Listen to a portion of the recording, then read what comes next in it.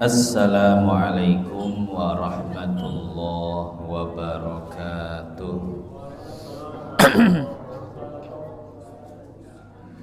Ila hadratin nabiyil mustafa sallallahu alaihi wasallam. Thumma ila ruhil imam syekhil islam Ahmad bin Husain Al-Isbihani wa sahibi syarah Syekh Taqiyuddin Al-Hisni wa usulihim wa furu'ihim anna Allah yaghfir lahum wa yarhamhum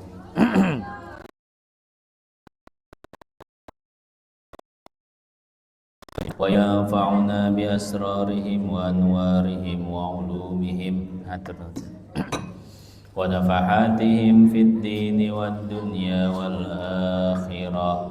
Syai'un lillahi lahumul fatihah. A'udzu billahi minasy syaithanir rajim. Bismillahirrahmanirrahim. Alhamdulillahi rabbil alamin. Arrahmanir rahim. Maliki yaumiddin. Iyyaka na'budu wa iyyaka nasta'in. Ihdinas siratal mustaqim. Siratal ladzina an'amta 'alaihim ghairil maghdubi 'alaihim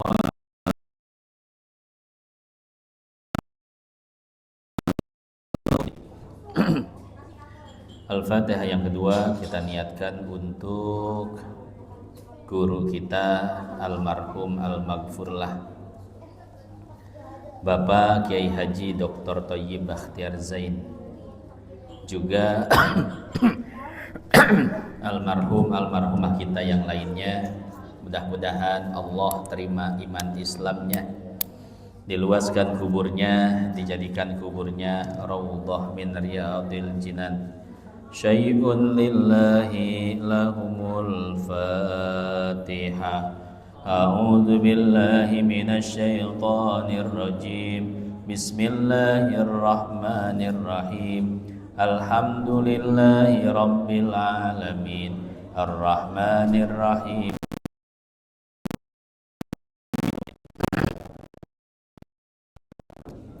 Ihdinas siratal mustaqim. Siratal ladzina an'amta 'alaihim ghairil maghdubi 'alaihim waladdallin. Amin. Al-Fatihah berikutnya kita niatkan untuk kita yang hadir dan jamaah yang berhalangan hadir. Barangkali ada yang sedang sakit, mudah-mudahan Allah angkat penyakitnya. Yang sedang sulit Allah mudahkan urusannya. Yang punya hutang Allah mudahkan untuk melunasi hutang-hutangnya. Syai'un lillahi lana wa lahumul fatihah. A'udzu billahi min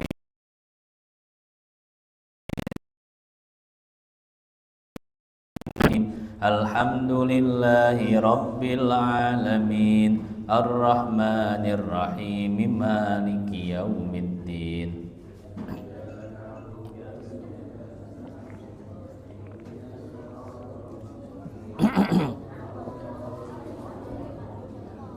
Ghairil maghdubi 'alaihim waladdallin. Amin.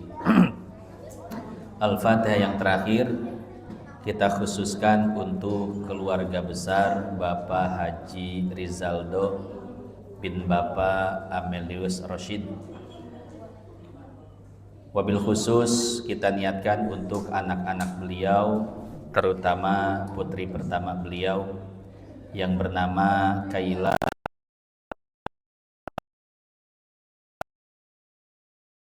dan keluarga-keluarganya senantiasa diberikan kesehatan, panjang umur, diberikan kemudahan, ditambah-tambah rezekinya, ditambah-tambah keberkahan hidupnya.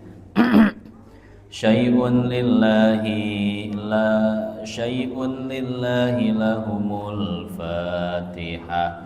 A'udzu billahi minasy syaithanir rajim. Bismillahirrahmanirrahim. Alhamdulillahi rabbil alamin. Ar-Rahmanir Rahim. Maliki yaumiddin. Ihdinas siratal mustaqim, siratal ladzina an'amta 'alaihim.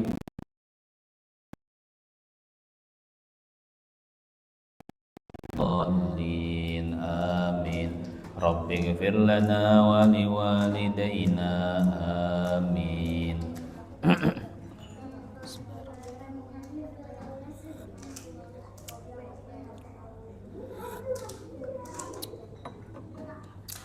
Bismillah, walhamdulillah, wassalatu wassalamu ala rasulillah Sayyidina Muhammad ibni Abdillah wa ala alihi wa sahbihi wa mawala. Qala ta'ala, yarfa'illahu alladhina amanu minkum walladzina utul ilm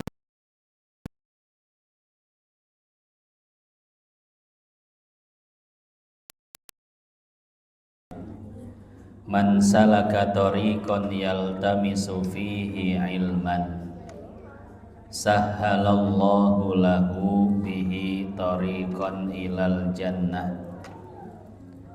Yang saya hormati dan saya muliakan segenap hadirin wal hadirat,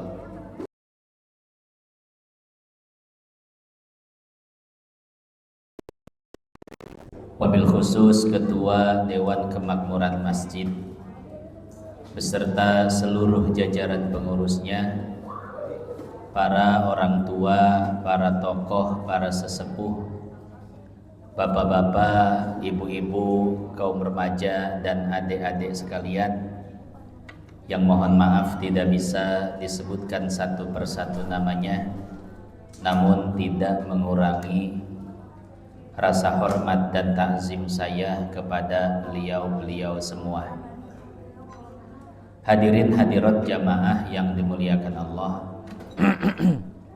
Hari ini adalah hari Kamis malam Jumat, tanggal 21 Mei tahun 2026.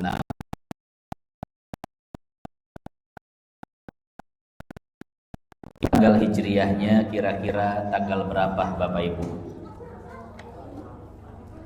Tanggal 5 Zulhijjah. Artinya apa? Artinya kita sedang berada di bulan yang istimewa. Para ulama mengatakan bahwa keistimewaan bulan Zulhijjah terletak pada 10 hari awal, dari tanggal 1 sampai tanggal 10. Sesuai dengan hadis Nabi riwayat Imam Bukhari, ma min ayyamin al-amalus sholihu fiha ahabbu ila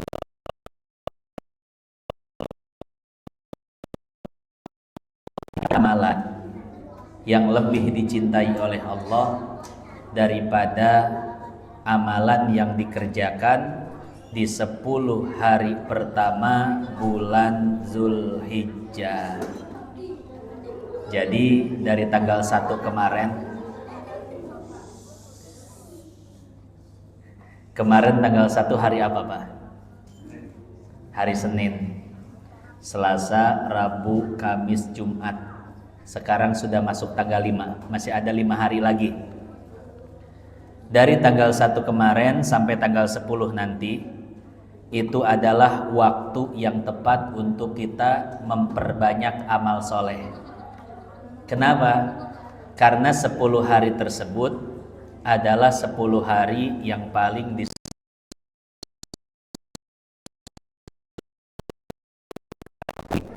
kira-kira amalan apa yang harus kita lakukan di 10 hari pertama ini?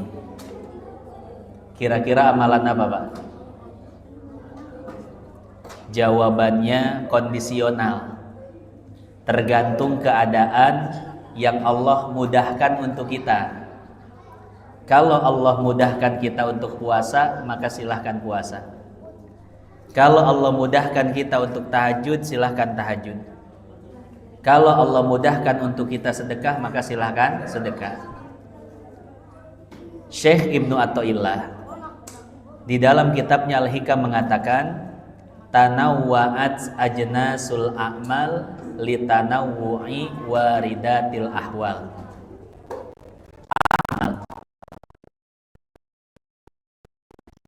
Tergantung keadaan yang Allah mudahkan untuk kita.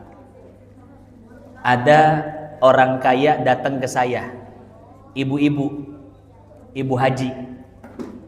Dia bilang pada saya, Pak Ustadz, tolong doakan anak saya agar anak saya ini lulus ujian negara. Karena sudah 2 kali ikut ujian negara nggak lulus-lulus. Akhirnya saya kasih sholat hajat yang ditulis oleh Imam Ghazali di dalam Ihya. Sholat hajat tersebut bilangannya 12 rakaat. Kalau dikerjakan durasinya 40 menit, Pak. Setelah tahu sholat hajat itu 40 menit durasinya, maka si ibu haji ini bilang,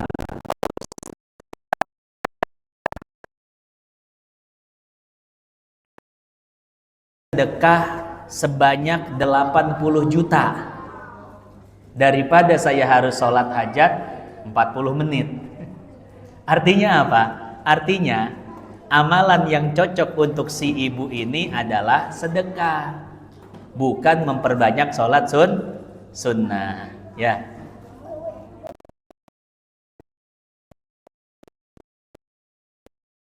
Sunnah yang paling cocok untuk kuli bangunan apa? Apakah puasa? Bukan.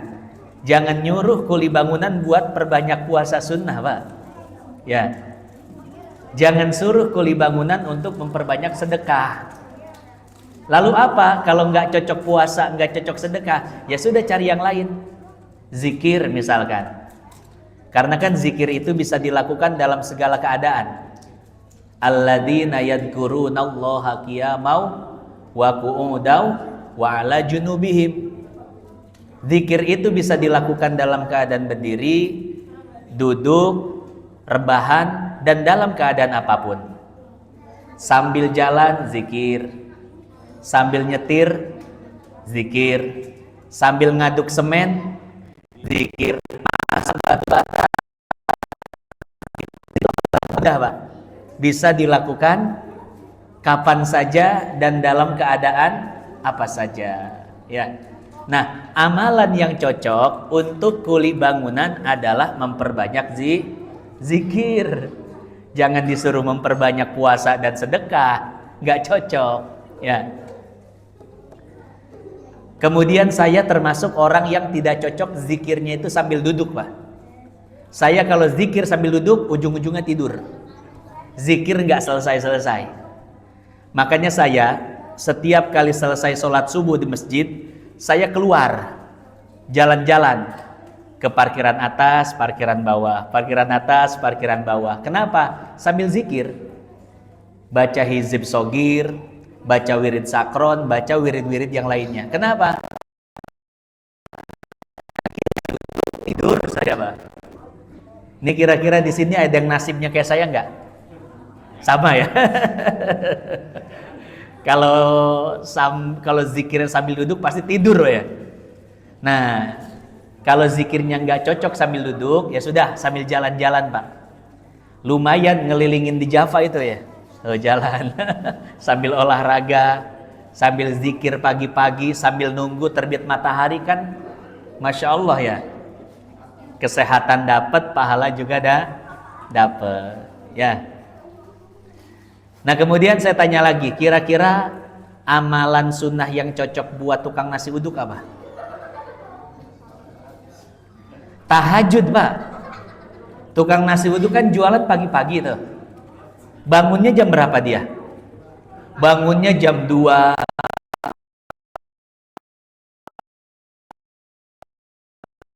Duduk, tidak sholat tahajud. Ya.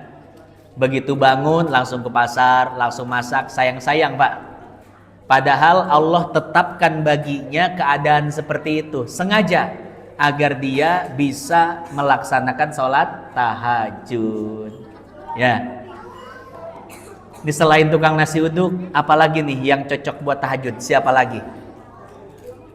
Tukang gorengan. Gorengan pagi berarti ya. Kalau gorengan siang dia bangunnya siang juga. Kadang nggak sholat subuh Pak. Ya tukang bubur, tukang, ada sekarang tuh tukang sate pagi Pak. Bapak pernah beli nggak sate pagi? Sate Madura tapi pagi-pagi adanya ya. Itu pasti subuhnya. Maka sayang-sayang kalau dia melewatkan sholat tahajud. Padahal Allah sengaja memilih profesi itu untuk orang-orang tersebut agar dia bisa bangun malam dan sholat tahajud.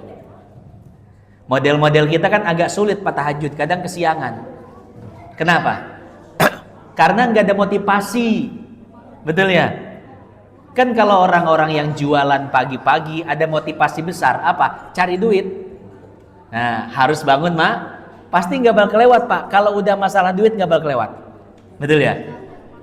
Contoh dah kita mau jalan-jalan bareng ke puncak sewa pila. Berangkatnya jam 3 pagi. Pasti sebelum jam 3 udah bangun itu Pak. Nah, betul ya? Semangat itu. Bahkan nggak bisa tidur. Asik besok jalan-jalan gitu.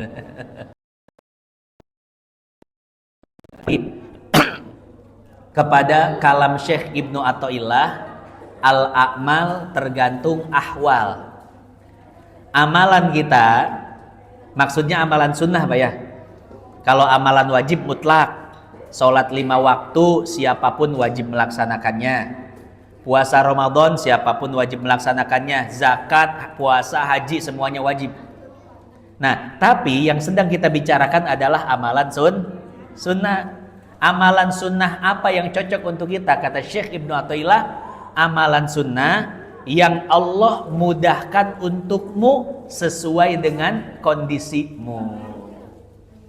Ya kalau mudahnya untuk puasa silakan perbanyak puasa, mudahnya untuk sedekah silakan perbanyak sedekah, mudahnya untuk zikir silakan zikir dan lain sebagainya.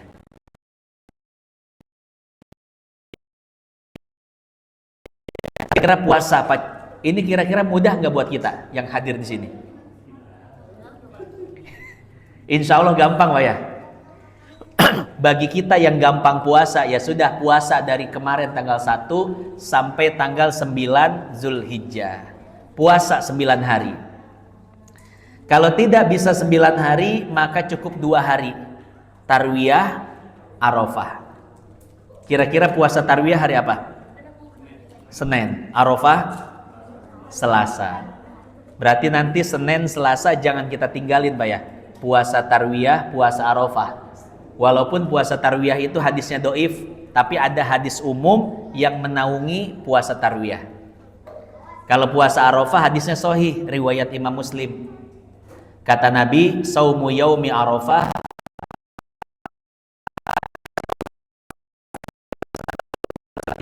puasa Arafah itu bisa menghapus dosa 2 tahun. Dosa 1 tahun sebelumnya dan dosa 1 tahun setelahnya. Maka sayang-sayang ya kalau kita ninggalin puasa Arafah. Jadi kalau nggak bisa 9 hari, minimal 2 hari. Nggak bisa 2 hari, maka Arafah jangan tinggalkan. Sebetulnya tidak puasa Arafah pun nggak jadi masalah. Kenapa? Karena puasa Arafah hukumnya hanya cuman sayang ya, pahalanya gede. Jadi nanti hari Selasa itu kita harus sudah ada planning Pak ya. Hari Selasa jangan bikin kegiatan apa-apa udah. Fokus untuk puasa sunnah ya. Karena puasa sunnah Arafah merupakan sunnah yang pahalanya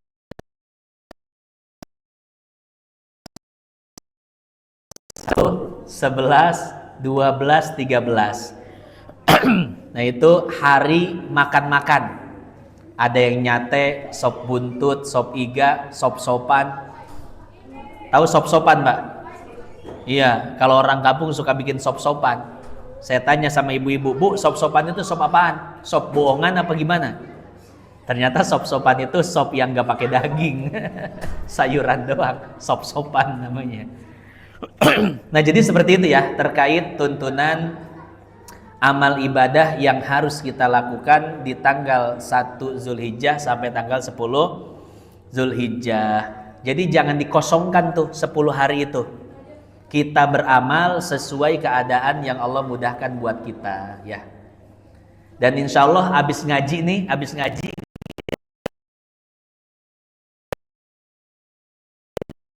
ya, Masya Allah. Nah diniatkan Pak Haji. Pak Haji diniatkan ini sebagai hidangan Zulhijjah. Hidangan 10 awal Zulhijjah diniatkan ya.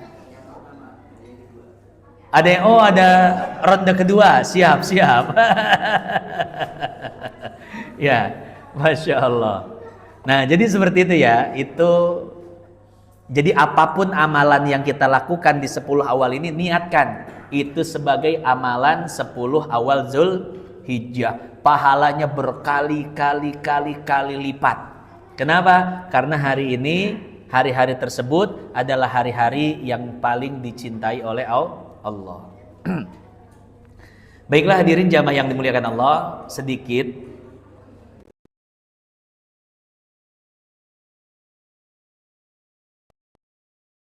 kurban yang disebutkan di dalam kitab Kifayatul Akhyar dan matannya. Bismillahirrahmanirrahim, saya baca matannya. Qalal musannif, pengarang kitab ini mengatakan, wa yujzi'u fihal jaza'u minad do'ni.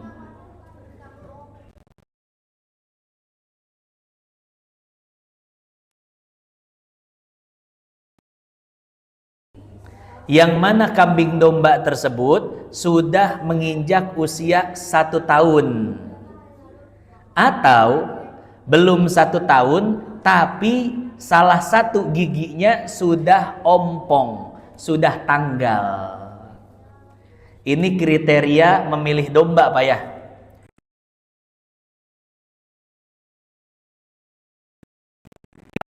Dulu Pak, mana domba yang usianya sudah 1 tahun atau belum 1 tahun tapi salah satu giginya sudah ada yang copot, tanggal. Dari mulai 6 bulan ya, 6 bulan ke atas tapi belum sampai 1 tahun. Misalkan baru 7 bulan tapi giginya sudah copot, maka itu pun boleh dijadikan hewan kurban. Bapak harus selektif betul, harus pilih-pilih betul. Karena kalau kita menyerahkan kepada pedagang hewannya, terkadang pedagang hewan tidak tahu kriteria hewan kurbannya Pak.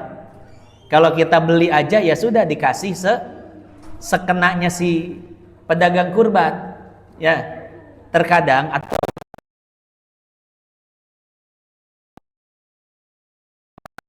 tahun tapi sudah ompong, maka harus benar-benar selektif dalam memilih hewan kurban. Yang kedua, wasaniyu minal ma'zi wal ibili wal baqar wa tujzi'ul badanatu an sab'atin. Hewan kurban yang kedua yaitu seekor kambing selain kambing domba. Kalau domba kan khusus tuh, ada bulu-bulunya tebel begitu ya. Nah, selain kambing domba pun boleh dijadikan kurban. Mau kambing Jawa, kambing apa lagi Pak? Saya nggak kenal sih sama warga-warga perkambingan itu. Ya, mau kambing apapun selain kambing domba, maka disyaratkan usianya 2 tahun.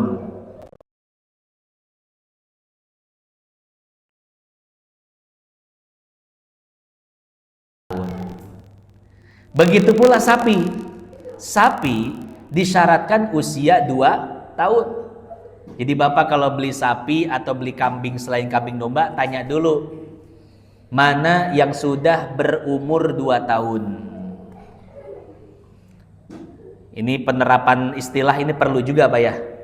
Kalau buat hewan itu pakai umur bukan usia ya. Tadi saya salah tuh. Bukan usia tapi umur.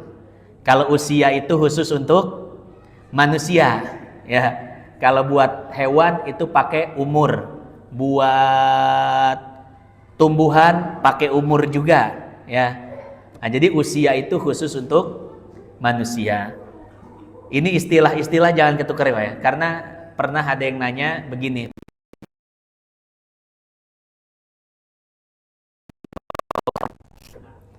Nah, ini salah Pak ya istilahnya. Bukan kambing perempuan tapi kambing betina. Jadi buat hewan itu jantan betina. Buat manusia baru laki-laki perempuan. Nah, itu istilah itu ya perlu diperhatikan juga. Saya ini termasuk orang yang sering memperhatikan istilah-istilah bahasa, Pak. Kadang kalau saya nggak tahu tuh saya tanya atau saya buka kamus KBBI, Kamus Besar Bahasa Indonesia. Atau ada satu istilah saya tanyakan biasanya ke si ChatGPT. Sekarang saya udah nggak pakai ChatGPT, Pak. Itu Yahudi itu. Saya udah nggak pakai ChatGPT. AI-nya saya pakai AI Gemini ya. Pakai Gemini atau pakai apa sih yang tekno itu Lola, pakai Ola apa itu?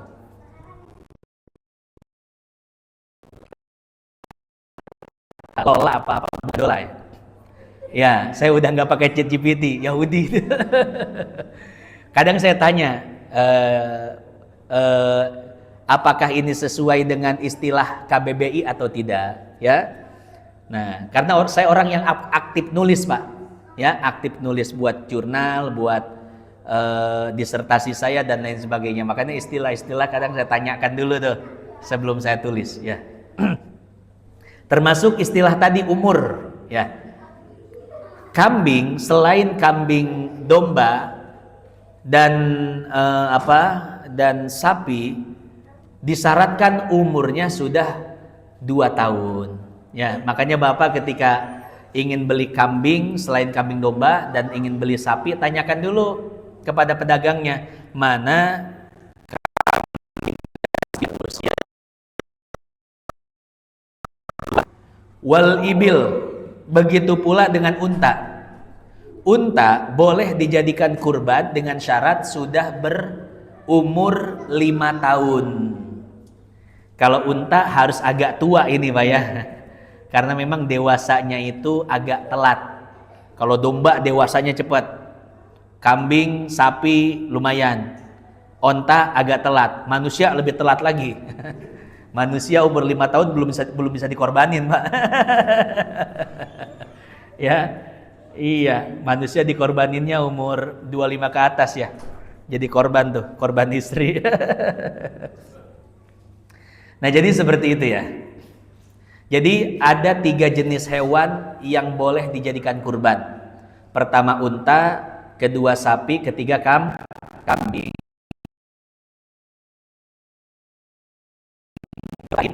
Karangan Syekh Sa'id Ba'shin, beliau mengatakan bahwa kerbau termasuk dari jenis sapi. Boleh gak jadi masalah berkurban dengan kerbau. Ya. Pak Ustadz, saya mau bikin sensasi kurban di sini di Japa pakai onta. Wah, mantep tuh Pak. Pasti banyak yang lihat tuh gimana cara nyembelihnya dan lain sebagainya. Ya, kalau hewan-hewan yang lain menyembelihnya itu, tempat menyembelihnya itu dekat kepala Pak, leher yang dekat kepala. Nah di sini tuh, ayam di sini, kambing di sini, sapi di sini. Tapi kalau unta, nah itu di bawah Pak, leher bagian bawahnya ya, bukan yang dekat kepala. Kenapa? Agar memudahkan. Kan unta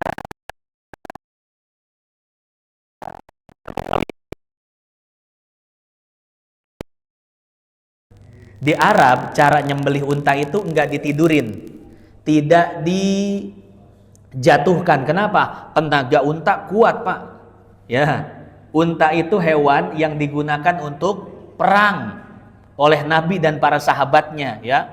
Unta ini Pak, ingetannya kuat, daya tahan tubuhnya kuat, kemudian fisiknya kuat.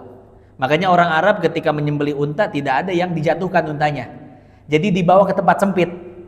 Misalkan ada 2 rumah, ada celah begitu ya. Di antara 2 rumah ini ada celah sempit, unta dimasukkan ke celah sempit, kemudian langsung Pak, leher bagian bawahnya dipotong. Ya, dengan senjata yang sangat tajam. Sekali tebas aja begini. Ya. Cara menyembelih unta.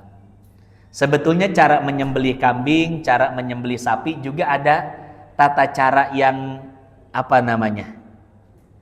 Tata cara yang sangat efektif, Pak. Ternyata sapi dan kambing itu punya urat-urat yang jika urat tersebut ditarik, dia otomatis akan lemah tenaganya, langsung berbaring, Pak, ya. Ya, itu ada tuh di video-videonya, Bapak bisa pelajari. Sekarang banyak video-video dari tim Juleha. Juleha itu juru sembelih halal. Atau dari tim, bukan Julaiha ya, bukan. Julaiha mah janda yang sebelah sono ya. Juleha ini ya, juru sembelih halal. Ya. Nah, itu ada tata caranya, Pak. Bagaimana cara menjatuhkan,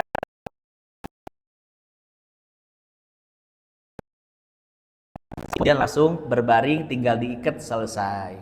Ya, kambing juga ada yang bisa cuma 1 orang. Ya, menyembelih kambing cuma 1 orang bisa. Ya, ada tata caranya. Nah, nanti bisa dilihat ya, bisa lihat, ditanya-tanya, tanya ke tim-tim juru sembelih dan lain sebagainya.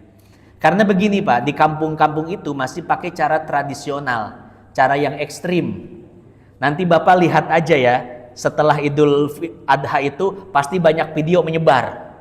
Ada sapi ngamuk, sapi lepas, sapi masuk musola, sapi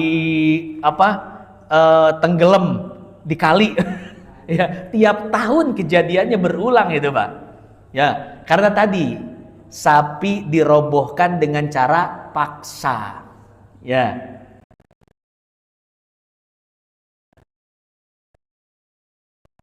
Tapi kalau panitia tenaganya kalah, sapinya yang ngamuk, Pak. Betul ya?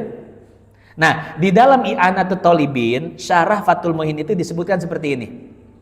Ketika menjatuhkan sapi, hati-hati.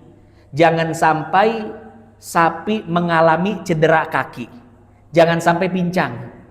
Kalau sapinya pincang sebelum sembelih, maka panitia atau orang yang punya kurban harus, ya kalau kurbannya nazar berarti wajib, kalau bukan nazar berarti nggak wajib. Maka yang punya hewan kurban atau panitia harus mengganti hewan tersebut dengan hewan yang baru. Kenapa? Karena hewan tersebut cacat sebelum disembelih. Kakinya pincang atau bahkan kakinya patah.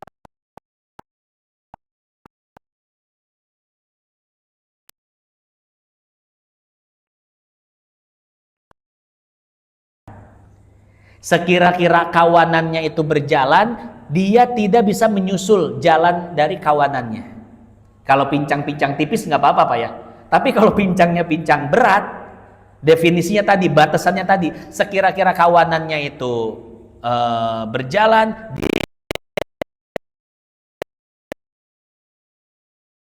hewan kurban kata Nabi adalah al-aura, buta. Baik buta sebelah atau buta dua-duanya. Dari mana kita tahu hewan itu buta? Bisa kita tes dengan tangan kita. Kalau matanya respon berarti nggak buta. Tapi kalau matanya nggak respon, diem aja begitu. Kemungkinan buta. Atau kita lihat fisik matanya, bola matanya kempes dan lain sebagainya. Atau misalkan putih matanya itu mendominasi bagian hitamnya, matanya putih semua. Nah, itu indikasi dari hewan tersebut buta. Jadi dilihat dulu, jangan sampai buta. Baik buta sebelah atau dua-duanya. Yang ketiga, tidak boleh kata Nabi berkurban dengan hewan yang terlalu kurus. Bagaimana batasannya? Batasannya sekira-kira pecinta daging tidak bernafsu melihat.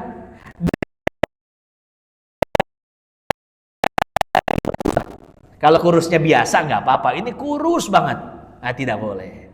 Kemudian yang keempat kata Nabi, tidak boleh berkurban dengan hewan yang sakit. Ini 4 aib yang tidak boleh ada pada hewan. Atau para ulama juga menambahkan tidak boleh berkurban dengan hewan yang dagingnya terpotong. Daun telinganya misalkan terpotong baik sebagian atau semuanya. Buntutnya terpotong baik sebagian atau semuanya. Tidak boleh berkurban dengan hewan yang sebagian dagingnya terpotong, ya. Wa tujzi'ul badanatu an sab'atin. Seekor unta cukup untuk 7 orang. Wal baqaru an sab'atin. Begitu pula dengan sapi untuk 7 orang. Wasyatu an wahidin. Seekor kambing.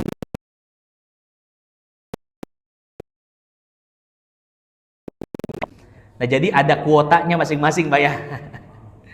Unta 7, sapi 7, kambing 1, baik kambing domba atau yang lainnya. Pak Ustadz, betul enggak satu kambing cukup untuk satu keluarga? Kan ada Ustadz yang bilang begitu. Maka saya bilang betul, Pak. Satu kambing cukup untuk satu keluarga. Tapi maksudnya apa? Maksudnya cukup untuk menggugurkan anggota keluarga lainnya dari beban sunnah. Ya, misalkan bapak satu keluarga 7 orang, bapak, ibu, 5 orang anak.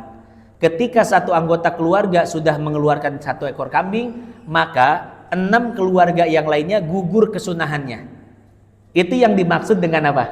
Yang dimaksud dengan 1 ekor kambing cukup 1 keluarga, yaitu gugur kesunahannya. Bukan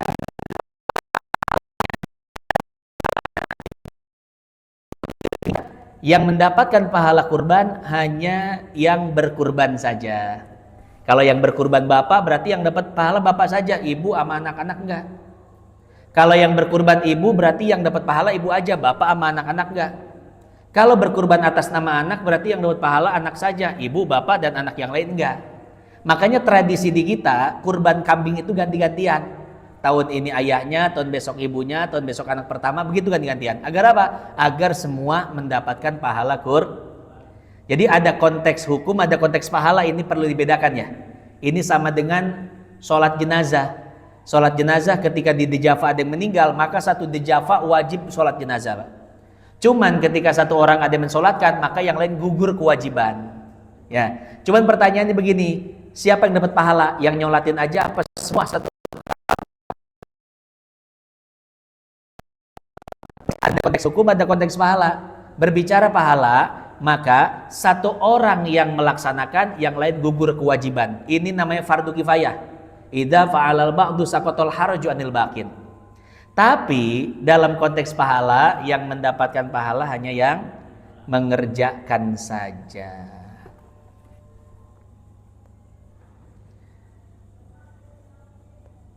Hadirin hadirat jamaah yang dimuliakan Allah. Saya kira itu saja yang dapat saya sampaikan pada kesempatan kali ini, yaitu terkait kriteria hewan ternak yang boleh dijadikan kurban. Pertama, ini kesimpulannya ya, ringkasannya. Hewan kurban hanya terbatas pada 3 jenis. Sapi, kambing,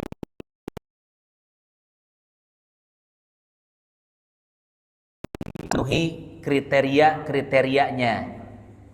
Sapi, kambing domba umurnya berapa? 1 tahun. Kambing selain domba 2 tahun. Sapi 2 tahun. Unta 5 tahun. Kemudian aib yang tidak boleh ada pada hewan kurban. Yang pertama apa?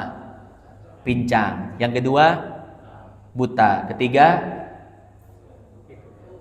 terlalu kurus. Keempat sakit. Ya. Kemudian yang kelima tadi tambahannya adalah tidak terpotong sebagian daging dari hewan-hewan tersebut. Itu saja yang dapat saya sampaikan pada kesempatan kali ini. Mohon maaf tidak ada pertanyaan dulu. Ya, karena malam ini adalah malam spesial nih.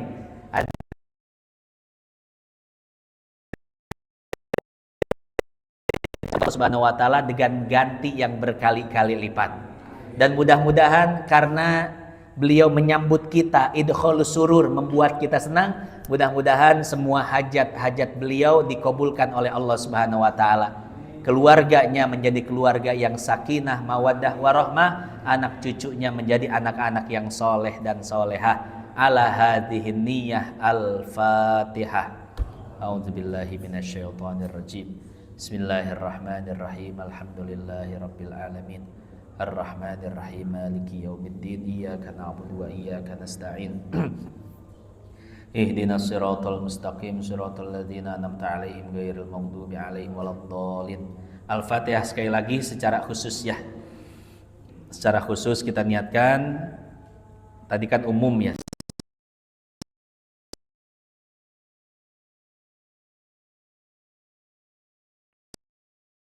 Kemudian putri pertama Kaila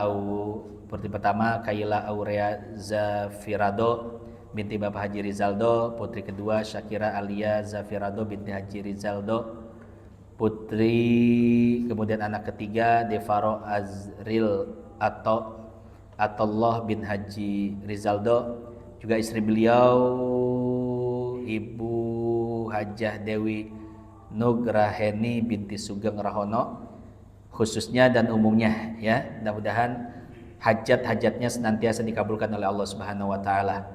Al-Fatihah bil qabul tamami kulli sulmamul salasya'in dhahirun batin fid din wad dunya wal akhirah dafiatan kulli syarr jalibatan likulli khair lana wa liwalidina wal masyayikhina wa li ahbabina khususan al asma al madhkurah annallahu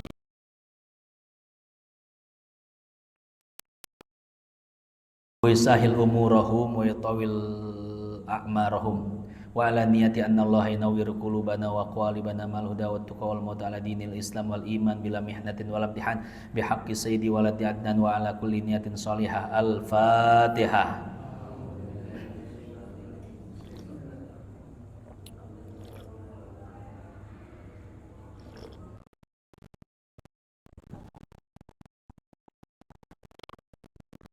Ghairil maghdubi alaihim waladdallin. Amin. Allahumma bihaqqil Fatiha wa bisirril Fatiha wa bikaramatil Fatiha ya farijal ham ya kashifal gham ya man li abdihi yaghfir wa yarham ya dafi'al bala ya Allah ya dafi'al bala ya Rahman ya dafi'al bala ya Rahim. Rabbi da'wahum fiha subhanakallahumma tahiyyatuhum fiha salam wa akhiru da'wahum alhamdulillahi rabbil alamin. Subhanakallahumma wa bihamdika nasyhadu an la ilaha illa anta